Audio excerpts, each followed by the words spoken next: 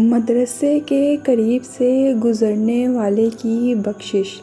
ایک شخص نے خدمت اقدس میں حاضر ہو کر عرض کی کہ فلاں قبرستان میں ایک شخص دفن کیا گیا ہے جس کا حال ہی میں انتقال ہوا ہے۔ اس کی قبر سے چیخنے کی آواز آتی ہے جیسے عذاب میں مبتلا ہے۔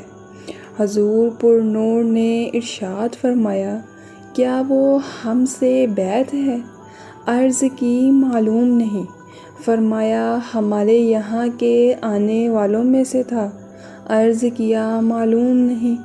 فرمایا کبھی ہمارے گھر کا کھانا اس نے کھایا ہے؟ عرض کیا یہ بھی معلوم نہیں۔ حضور غوث الثقلین رحمۃ اللہ تعالی علیہ نے مراقبہ فرمایا اور ذرا دیر میں سر اقدس اٹھایا۔ ہیبت و جلال روئے انور سے ظاہر تھا۔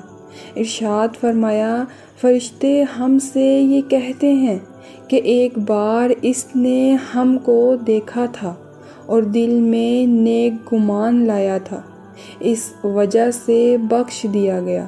پھر جو اس کی قبر پر جا کر دیکھا تو فریاد و بکا کی آواز آنا بالکل بند ہو گئی۔ حضور غوث پاک سیدنا شیخ عبد القادر جیلانی رحمۃ اللہ تعالی علیہ کی بارگاہ میں ایک جوان حاضر ہوا اور آپ رحمۃ اللہ علیہ سے عرض کرنے لگا کہ میرے والد کا انتقال ہو گیا ہے، میں نے آج ان کو خواب میں دیکھا ہے۔ انہوں نے مجھے بتایا کہ وہ عذاب قبر میں مبتلا ہیں۔ انہوں نے مجھ سے کہا ہے کہ حضرت سیدنا شیخ عبد القادر جیلانی رحمۃ اللہ تعالی علیہ کے پاس جاؤ اور میرے لیے ان سے دعا کا کہو۔ آپ رحمۃ اللہ علیہ نے اس جوان سے فرمایا، کیا وہ میرے مدرسے کے قریب سے گزرا تھا؟ نوجوان نے کہا جی ہاں۔ پھر آپ رحمۃ اللہ علیہ نے خاموشی اختیار فرمائی۔ پھر دوسرے روز اس کا بیٹا آیا اور کہنے لگا کہ میں نے آج رات اپنے والد کو سبز حلہ زیب تن کیے ہوئے خوش و خرم دیکھا ہے۔